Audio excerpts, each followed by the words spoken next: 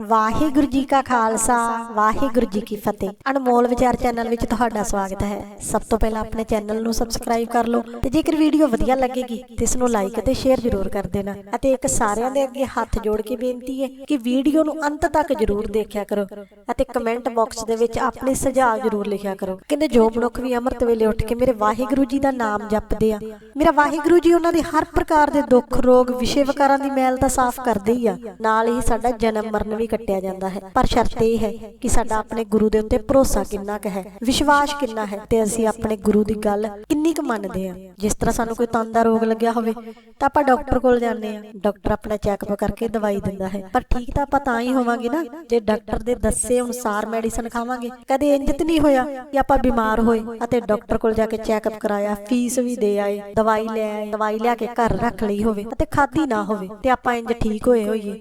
ਨਹੀਂ ਹੁੰਦੇ ਨਾ, ਕਿਉਂਕਿ ਤੰਦਰੁਸਤ ਹੋਣ ਦੇ ਲਈ ਸਾਨੂੰ ਉਹ ਦਵਾਈ ਜੋ ਕਿ ਡਾਕਟਰ ਦੇ ਦੱਸੇ ਮੁਤਾਬਕ, ਡਾਕਟਰ ਦੀਆਂ ਹਦਾਇਤਾਂ ਦੇ ਮੁਤਾਬਕ ਖਾਣੀ ਪੈਣੀ ਹੈ। ਫੇਰ ਹੀ ਆਪਾਂ ਆਪਣੇ ਤਨ ਦੇ ਰੋਗ ਨੂੰ ਠੀਕ ਕਰ ਸਕਦੇ ਹਾਂ। ਤੇ ਉਸੇ ਹੀ ਤਰ੍ਹਾਂ ਸਾਡੇ ਮਨ ਦਾ ਰੋਗ, ਸਾਡੇ ਮਨ ਦੇ ਰੋਗ ਗੁਰਬਾਣੀ ਨੇ ਠੀਕ ਕਰਨੇ ਹੈ। ਤੇ ਹੋਣਾ ਕਿ ਜਹ ਗੁਰਬਾਣੀ ਨੂੰ ਪੜਾਂਗੇ, ਸੁਣਾਂਗੇ, ਹਿਰਦੇ ਵਿੱਚ ਵਸਾਵਾਂਗੇ। ਇਹ ਨਹੀਂ ਕਿ ਆਪਾਂ ਗੁਰਬਾਣੀ ਨੂੰ ਪੜਿਆ ਸੁਣਿਆ ਤੇ ਜਿੱਥੇ ਸੁਣਿਆ ਉੱਥੇ ਹੀ ਛੱਡ ਆਏ। ਨਹੀਂ, ਸਾਡੇ ਗੁਰੂਆਂ ਨੇ ਜੋ ਵੀ ਸਾਨੂੰ ਸਿੱਖਿਆਵਾਂ, ਜੋ ਵੀ ਉਪਦੇਸ਼ ਦਿੱਤੇ ਨੇ, ਉਹਨਾਂ ਨੂੰ ਆਪਣੇ ਹਿਰਦੇ ਵਿੱਚ ਵਸਾ ਕੇ ਉਹਨਾਂ ਦੇ ਦੱਸੇ ਹੋਏ ਮਾਰਗ ਦੇ ਉੱਤੇ ਚੱਲ ਕੇ ਹੀ ਆਪਾਂ ਆਪਣਾ ਜੀਵਨ ਸਫਲ ਬਣਾ ਸਕਦੇ ਹਾਂ। ਇੱਕ ਗੱਲ ਹਮੇਸ਼ਾ ਯਾਦ ਰੱਖਣਾ ਕਿ ਆਪਾਂ ਜ਼ਿੰਦਗੀ ਦੇ ਵਿੱਚ ਜਿੰਨਾ ਮਰਜ਼ੀ ਧਨ ਦੌਲਤ ਜ਼ਮੀਨ ਜਾਇਦਾਦ ਬਣਾ ਲਈਏ, ਭਾਵ ਕਿ ਜਿੰਨੀਆਂ ਮਰਜ਼ੀ ਦੁਨਿਆਵੀ ਚੀਜ਼ਾਂ ਇਕੱਠੀਆਂ ਕਰ ਲਈਏ, ਪਰ ਇਹਨਾਂ ਦੁਨਿਆਵੀ ਚੀਜ਼ਾਂ ਦੇ ਵਿੱਚੋਂ ਆਪਣੇ ਨਾਲ ਇੱਕ ਨੇ ਵੀ ਨਹੀਂ ਜਾਣਾ। ਆਪਣੇ ਨਾਲ ਜਾਣੀ ਹੈ ਸਾਡੀ ਕੀਤੀ ਹੋਈ ਨਾਮ ਦੀ ਕਮਾਈ, ਸਾਡੇ ਕੀਤੇ ਹੋਏ ਚੰਗੇ ਕਰਮ। ਹਾਂ, ਜ਼ਿੰਦਗੀ ਨੂੰ ਜਿਉਣ ਲਈ ਪੈਸਾ ਜ਼ਰੂਰੀ ਹੈ, ਪਰ ਪੈਸੇ ਨੂੰ ਆਪਣੀ ਜੇਬ ਤੱਕ ਸੀਮਿਤ ਰੱਖੋ। ਇਸ ਨੂੰ ਆਪਣੇ ਦਿਲ ਅਤੇ ਦਿਮਾਗ ਦੇ ਉੱਤੇ ਹਾਵੀ ਨਾ ਹੋਣ ਦਿਓ। ਮੇਰੇ ਗੁਰੂ ਨਾਨਕ ਪਾਤਸ਼ਾਹ ਜੀ ਨੇ ਆਪਣਾ ਸਾਰਾ ਜੀਵਨ ਲੋਕਾਂ ਨੂੰ ਵਹਿਮਾਂ ਭਰਮਾਂ,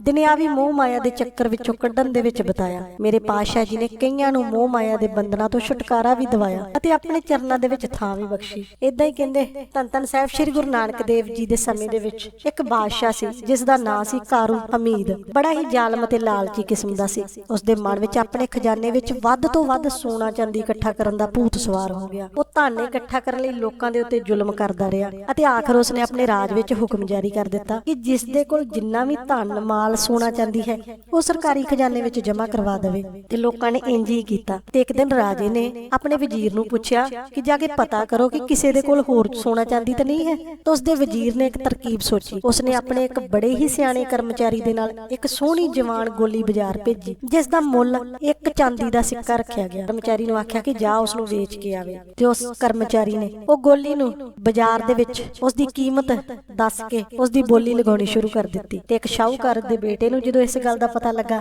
ਤੇ ਉਹ ਸ਼ਾਹੂਕਾਰ ਦਾ ਬੇਟਾ ਆਪਣੀ ਮਾਂ ਕੋਲ ਘਰੇ ਪੁੱਜਿਆ ਅਤੇ ਉਸਨੇ ਜਾ ਕੇ ਆਪਣੀ ਮਾਂ ਨੂੰ ਕਿਹਾ ਕਿ ਮਾਂ, ਤੇਰੇ ਕੋਲ ਕੋਈ ਚਾਂਦੀ ਦਾ ਸਿੱਕਾ ਹੈ? ਤੇ ਉਸਦੀ ਮਾਂ ਨੇ ਕਿਹਾ ਕਿ ਨਹੀਂ, ਮੇਰੇ ਕੋਲ ਨਹੀਂ ਹੈ। ਤੇ ਉਸਨੇ ਨਾਲ ਇਹ ਵੀ ਦੱਸਿਆ ਕਿ ਤੈਨੂੰ ਚਾਂਦੀ ਦੇ ਸਿੱਕੇ ਦੇ ਬਦਲੇ ਇੱਕ ਸੁੰਦਰ ਲੜਕੀ ਖਰੀਦ ਕੇ ਲਿਆ ਕੇ ਦੇਵਾਂਗਾ ਜੋ ਘਰ ਦੇ ਕੰਮ ਵਿੱਚ ਤੇਰਾ ਹੱਥ ਵਟਾਇਆ ਕਰੇਗੀ। ਇਹ ਗੱਲ ਸੁਣ ਕੇ ਮਾਂ ਬਹੁਤ ਖੁਸ਼ ਹੋਈ ਤੇ ਉਸਨੇ ਆਖਿਆ ਕਿ ਘਰ ਦੇ ਵਿੱਚ ਤਾਂ ਕੋਈ ਵੀ ਚਾਂਦੀ ਦਾ ਸਿੱਕਾ ਨਹੀਂ ਹੈ, ਪਰ ਤੇਰੇ ਪਿਤਾ ਜੀ ਦੀ ਜਦੋਂ ਮੌਤ ਹੋਈ ਸੀ ਉਸ ਨੂੰ ਕਬਰ ਵਿੱਚ ਦਫਨਾਉਣ ਲੱਗਾ ਇੱਕ ਚਾਂਦੀ ਦਾ ਸਿੱਕਾ ਉਸਦੇ ਮੂੰਹ ਵਿੱਚ ਰੱਖਿਆ ਗਿਆ ਸੀ। ਉਸ ਨੌਜਵਾਨ ਨੇ ਆਪਣੇ ਪਿਤਾ ਦੀ ਕਬਰ ਪੁੱਟੀ ਅਤੇ ਉਸਦੇ ਮੂੰਹ ਵਿੱਚੋਂ ਚਾਂਦੀ ਦਾ ਸਿੱਕਾ ਕੱਢ ਲਿਆ। ਇਸ ਗੱਲ ਦਾ ਜਦੋਂ ਸਰਕਾਰੀ ਕਰਮਚਾਰੀ ਨੂੰ ਪਤਾ ਲੱਗਾ ਤੇ ਉਸਨੇ ਆਪਣੇ ਵਜ਼ੀਰ ਨੂੰ ਦੱਸਿਆ ਤੇ ਵਜ਼ੀਰ ਨੇ ਅੱਗੇ ਆ ਕੇ ਰਾਜੇ ਨੂੰ ਦੱਸਿਆ। ਮੂਰਖ ਅਤੇ ਲਾਲਚੀ ਬਾਦਸ਼ਾਹ ਨੇ ਸਾਰੀਆਂ ਕਬਰਾਂ ਪਟਾ ਦਿੱਤੀਆਂ ਅਤੇ ਮੁਰਦਿਆਂ ਦੇ ਮੂੰਹ ਵਿੱਚੋਂ ਵੀ ਸਿੱਕੇ ਕਢਾ ਲਏ। ਉਧਰ ਬਾਦਸ਼ਾਹ ਦਾ ਪੀਰ ਜਲਾਲ ਇਸ ਦੀ ਕੰਜੂਸੀ, ਕਠੋਰਤਾ ਅਤੇ ਲਾਲਚ ਤੋਂ ਬਹੁਤ ਦੁਖੀ ਸੀ, ਕਿਉਂਕਿ ਉਸਨੇ ਧਨ ਤਾਂ ਬਹੁਤ ਇਕੱਠਾ ਕਰ ਲਿਆ ਸੀ ਪਰੰਤੂ ਲੋਕ ਭਲਾਈ ਦਾ ਕੋਈ ਵੀ ਕੰਮ ਨਹੀਂ ਸੀ ਕੀਤਾ, ਕੋਈ ਵੀ ਪਰਉਪਕਾਰ ਦਾ ਕੰਮ ਨਹੀਂ ਸੀ ਕੀਤਾ। ਪੀਰ ਜਲਾਲ ਜੋ ਕਿ ਧੰਨ ਧੰਨ ਸਾਹਿਬ ਸ੍ਰੀ ਗੁਰੂ ਨਾਨਕ ਦੇਵ ਪਾਤਸ਼ਾਹ ਜੀ ਦੇ ਦਰਸ਼ਨ ਕਰਕੇ ਬਹੁਤ ਪ੍ਰਭਾਵਿਤ ਹੋਇਆ ਸੀ, ਉਸਨੇ ਪਾਤਸ਼ਾਹ ਜੀ ਦੇ ਅੱਗੇ ਜਾ ਕੇ ਬੇਨਤੀ ਕੀਤੀ ਕਿ ਪਾਤਸ਼ਾਹ ਇਸ ਬਾਦਸ਼ਾਹ ਨੂੰ ਸਿੱਧੇ ਰਸਤੇ ਪਾਉਣ।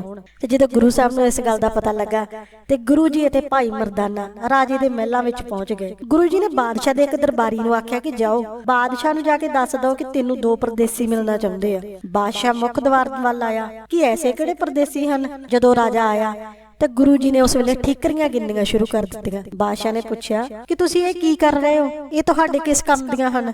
ਤੇ ਗੁਰੂ ਜੀ ਨੇ ਉੱਤਰ ਦਿੱਤਾ ਕਿ ਇਹ ਠੀਕਰੀਆਂ ਅਸੀਂ ਅਗਲੇ ਜਹਾਨ ਵਿੱਚ ਆਪਣੇ ਨਾਲ ਲਿਜਾਣ ਨੂੰ ਇਕੱਠੀਆਂ ਕਰ ਰਹੇ ਹਾਂ। ਤਾਂ ਬਾਦਸ਼ਾਹ ਨੇ ਕਿਹਾ ਇਹ ਠੀਕਰੀਆਂ ਅਗਲੇ ਜਹਾਨ ਵਿੱਚ ਤੁਹਾਡੇ ਨਾਲ ਕਿੱਦਾਂ ਜਾ ਸਕਦੀਆਂ ਨੇ?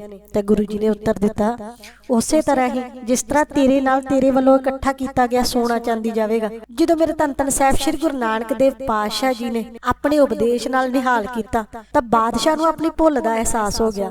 ਉਸਨੇ ਗੁਰੂ ਜੀ ਨੂੰ ਦੱਸਿਆ ਕਿ ਮੈਨੂੰ ਸੋਨੇ ਚਾਂਦੀ ਨਾਲ ਬਹੁਤ ਪਿਆਰ ਹੈ। ਉਹਨੇ ਪਾਤਸ਼ਾਹ ਅੱਗੇ ਬੇਨਤੀ ਕੀਤੀ ਕਿ ਪਾਤਸ਼ਾਹ ਕੋਈ ਐਸਾ ਢੰਗ ਤਰੀਕਾ ਦੱਸੋ ਜਿਸ ਨਾਲ ਮੈਂ ਰੱਬ ਦੇ ਰਾਹ ਪੈ ਜਾਵਾਂ। ਤੇ ਗੁਰੂ ਜੀ ਨੇ ਆਖਿਆ ਕਿ ਤੇਰੇ ਵੱਲੋਂ ਪਾਪਾਂ ਨਾਲ ਇਕੱਠਾ ਗਿਆ ਧਨ ਦੌਲਤ ਅਤੇ ਹੋਰ ਜੋ ਕੁਝ ਵੀ ਤੈਨੂੰ ਆਪਣੇ ਕੋਲ ਇਕੱਠਾ ਕੀਤਾ ਨਜ਼ਰ ਆਉਂਦਾ ਹੈ, ਇਹ ਇੱਕ ਦਿਨ ਸਭ ਕੁਝ ਨਾਸ਼ ਹੋ ਜਾਵੇਗਾ। ਇਹ ਰਾਜ ਭਾਗ, ਹਾਥੀ ਘੋੜੇ, ਫੌਜਾਂ ਇਹ ਇੱਥੇ ਹੀ ਰਹਿ ਜਾਣੇ ਆ। ਤੂੰ ਆਪਣੇ ਅੱਖੀਂ ਵੇਖ ਲਿਆ ਹੈ ਕਿ ਮੁਰਦਿਆਂ ਦੇ ਮੂੰਹ ਵਿੱਚ ਪਾਏ ਸਿੱਕੇ ਵੀ ਉਹਨਾਂ ਦੇ ਨਾਲ ਅਗਲੇ ਜਹਾਨ ਤੱਕ ਨਹੀਂ ਗਏ। ਇਸੇ ਤਰ੍ਹਾਂ ਜਿਵੇਂ ਤੂੰ ਖਾਲੀ ਹੱਥ ਜਹਾਨ ਵਿੱਚ ਆਇਆ ਸੀ, ਖਾਲੀ ਹੱਥ ਹੀ ਚਲੇ ਜਾਵੇਂਗਾ। ਤੇਰੇ ਨਾਲ ਸਿਰਫ ਤੇਰੇ ਕੀਤੇ ਹੋਏ ਪਾਪ ਅਤੇ ਜ਼ੁਲਮ ਹੀ ਜਾਣਗੇ। ਇਸ ਕਰਕੇ ਤੈਨੂੰ ਨਰਕਾਂ ਦੀ ਅੱਗ ਵਿੱਚ ਸੁੱਟਿਆ ਜਾਵੇਗਾ। ਇਹ ਗੱਲ ਸੁਣ ਕੇ ਰਾਜਾ ਕੰਬ ਗਿਆ ਅਤੇ ਉਸਨੇ ਗੁਰੂ ਜੀ ਨੂੰ ਬੇਨਤੀ ਕੀਤੀ ਕਿ ਪਾਤਸ਼ਾਹ ਮੈਂ ਨਰਕਾਂ ਦੀ ਅੱਗ ਤੋਂ ਕਿਵੇਂ ਬਚ ਸਕਦਾ ਹਾਂ, ਮੈਨੂੰ ਜੁਗਤੀ ਦੱਸੋ। ਤੇ ਗੁਰੂ ਜੀ ਨੇ ਸਮਝਾਇਆ ਕਿ ਰਾਜੇ ਪਰਜਾ ਉਸ ਦੀਆਂ ਜੜ੍ਹਾਂ ਨੇ, ਜੇ ਜੜ੍ਹਾਂ ਮਜ਼ਬੂਤ ਹੋਣਗੀਆਂ ਤਾਂ ਰੁੱਖ ਵੀ ਵਧੇਗਾ ਫੁੱਲੇਗਾ। ਇਸ ਕਰਕੇ ਜੇ ਤੂੰ ਵੀ ਅੱਗੇ ਤੋਂ ਪਾਪ ਕਰਨ ਤੋਂ ਤੋਬਾ ਕਰ ਦੇਵੇਂਗਾ ਅਤੇ ਪਾਪਾਂ ਨਾਲ ਇਕੱਠਾ ਕੀਤਾ ਗਿਆ ਇਹ ਧਨ ਦੌਲਤ ਆਪਣੀ ਪਰਜਾ ਦੇ ਭਲੇ ਵਾਸਤੇ ਖਰਚ ਕਰੇਗਾ। ਇਸ ਕਰਕੇ ਜੇ ਤੂੰ ਅੱਗੇ ਤੋਂ ਪਾਪ ਕਰਨ ਤੋਂ ਤੋਬਾ ਕਰ ਦੇਵੇਂਗਾ ਨਾਲ ਹੀ ਤੇਰਾ ਪਾਰ ਉਤਾਰਾ ਹੋਵੇਗਾ। ਆਪਣੀ ਪਰਜਾ ਦਾ ਭਲਾ ਸੋਚ